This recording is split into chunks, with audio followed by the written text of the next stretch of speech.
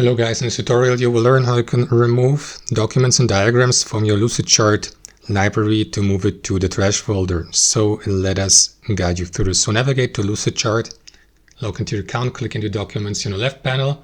Now select your workspace first here, of course.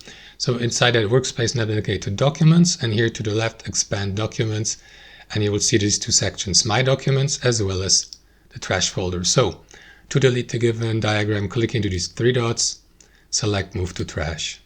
Confirm by clicking into this button here. Now, remember that all collaborators you have invited to edit that document or diagram will lose access to the item, but moving an item to the trash folder doesn't delete it permanently. So if you'd like to delete it permanently, move it to the trash folder first, navigate to the trash folder, and here guys, click into either empty trash or click into these three dots next to the given diagram and decide either to delete it entirely from your account or to restore it back to your documents list. That's how we do it, guys. Thanks for watching, and I'll see you next time.